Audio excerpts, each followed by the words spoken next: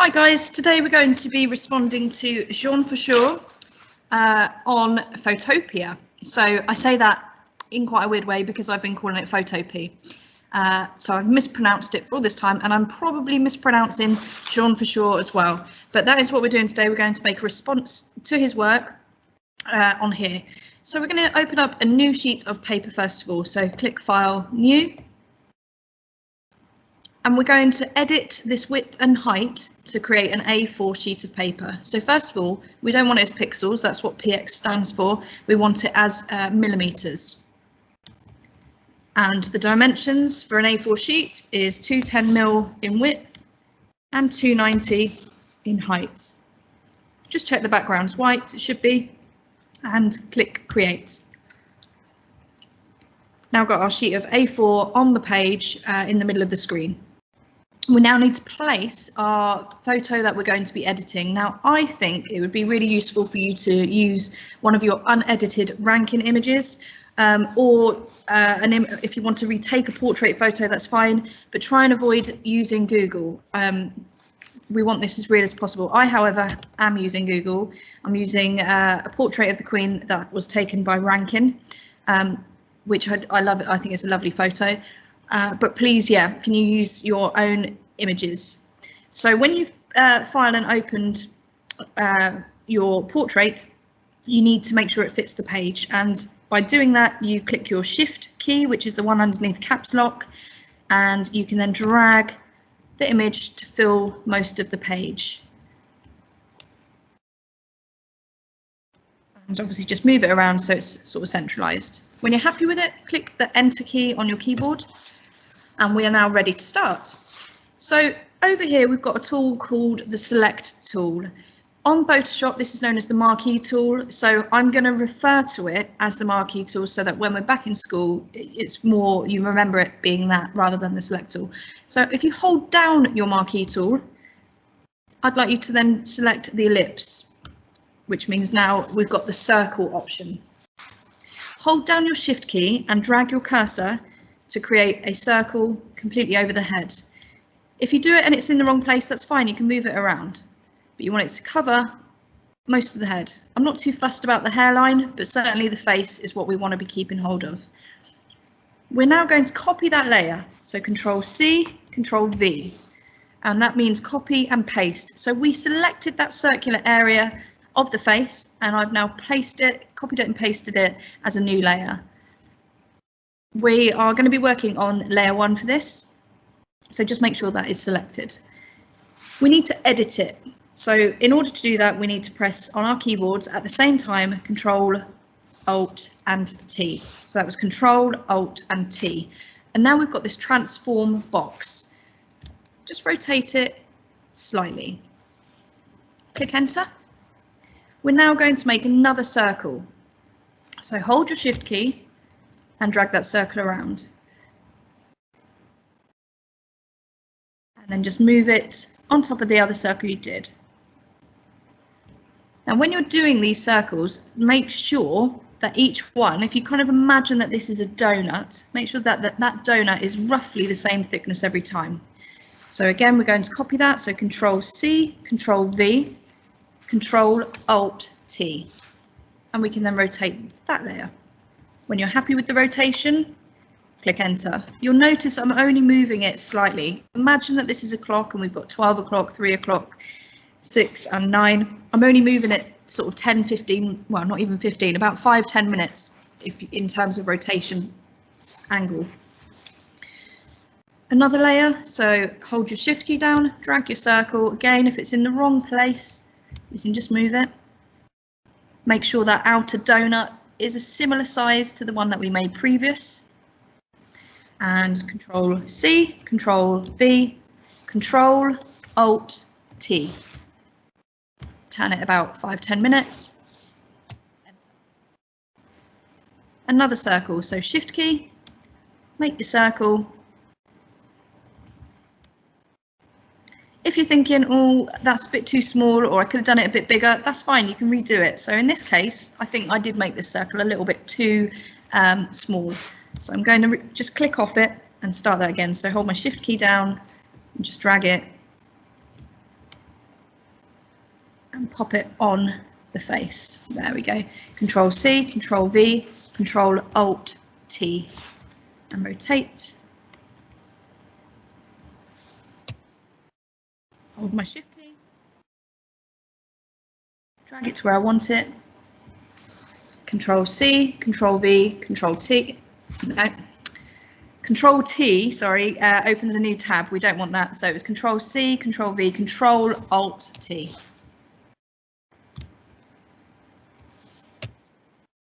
New circle, Shift key.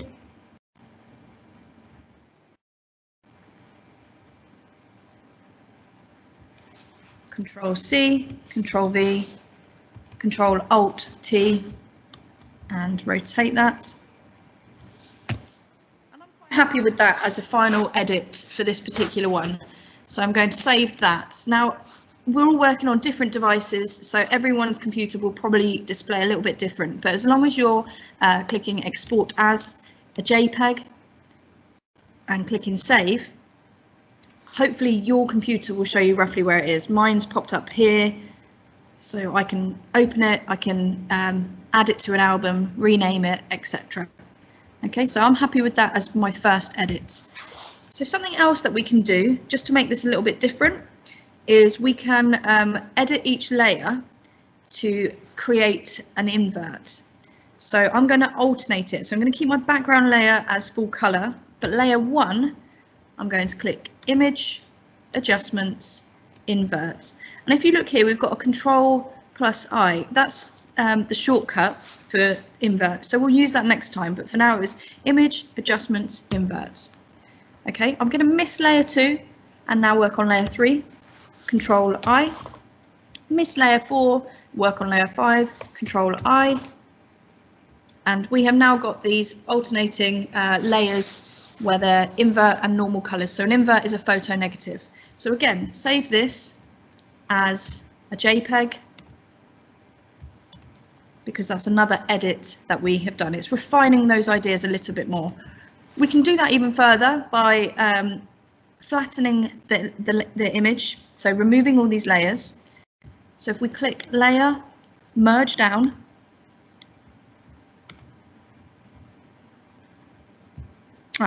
apologies, layer, flatten image, and you can see the one image, one layer, which we can just edit in one quick hit. So image, adjustments, we're going to turn it black and white, click OK. Need to get rid of these nasty silvery tones by editing the legacy and the contrast. So use legacy, just up that contrast and click OK. And again, save this. We've then got 3 different responses, which took only a few minutes. So we're going to make another edit in the style of the artist. So let's close this project. We're good to start over. So file, new. We need a new sheet of A4. So just check that's millimeters. To remind you, it was 210 by 290. And click create. We now need to open up our selfie or our portrait photo. Open and place. Hold down a shift key if you need to. It might automatically fill, but if you need to use your shift key just to align that and make it bigger. We're now going to hold down our marquee tool and put it back to the rectangle.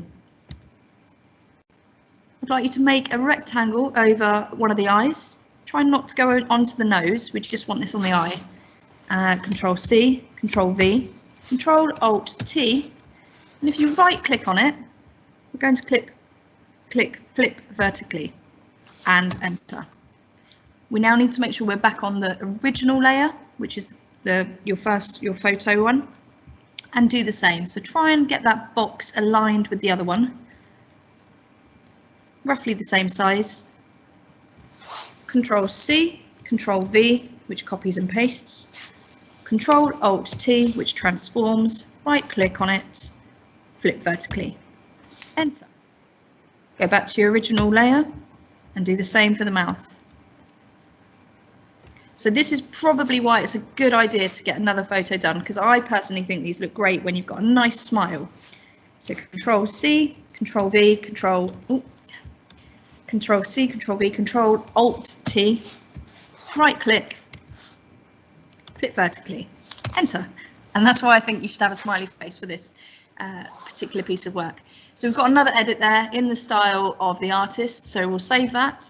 So export that as a JPEG. And that's that one there done. Okay, we can now discard these other layers because we can work straight onto this background here. So if we hold down, if we click one of the layers, the bottom one or the top one, it doesn't matter, hold down your Shift key and then select all of them. Okay, and they can just go into the bin. So now we're good to just work on this layer again.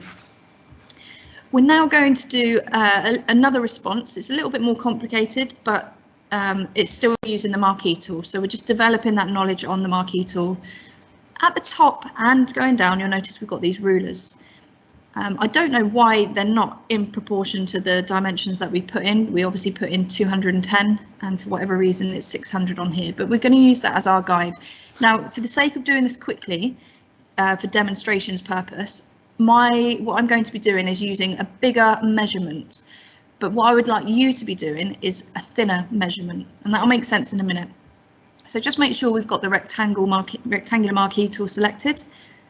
And I'm going to drag a box right from the edge here all the way down. And for the sake of this, as explained, I'm going to make mine quite large. So I'm going to do mine going up to 100 in width. But I think with you guys, a more successful outcome would be a lot smaller, perhaps 20. So 100, Control C, Control V, Control I. Go back to your original layer. Now, because I'm doing this in hundreds or tens, I am now going to leave the same measurement and start here at 200. Again, dragging a box down up to 300. Control C, Control V, Control I. Go back to my original layer, leave the same space, drag it down. Control C, Control V, Control I, and that's that one done. But as I said, it would look better with thinner strips, but for the sake of showing you this really quickly, that is how we use that. So again, save that as one of the versions that you've made. So export it as a JPEG, save it, however that is.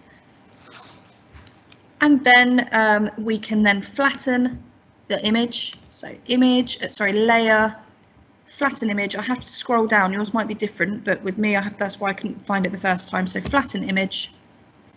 We've now discarded all of those layers and we can just do something with this particular one. We're going to turn it black and white like we did last time. Get rid of those horrible silver tones by image, adjustments, brightness, contrast, use the legacy and up your contrast. Don't go too heavy. We don't want it looking like a stencil, but we just want to get rid of those silver tones.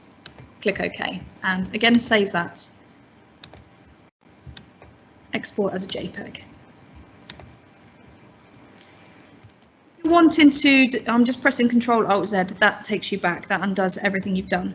But if you're wanting to develop your work and refine it even further, then this is a good opportunity just to play around with the marquee tool. So this is optional, this isn't part of the response, but if you're wanting to get those higher marks and sort of challenge yourself, then explore a little bit further, refine and develop a little bit further. So using the rectangle tool, we could do very similar to what we did with the circle. So we could do a square. So Control C, Control V, Control Alt T.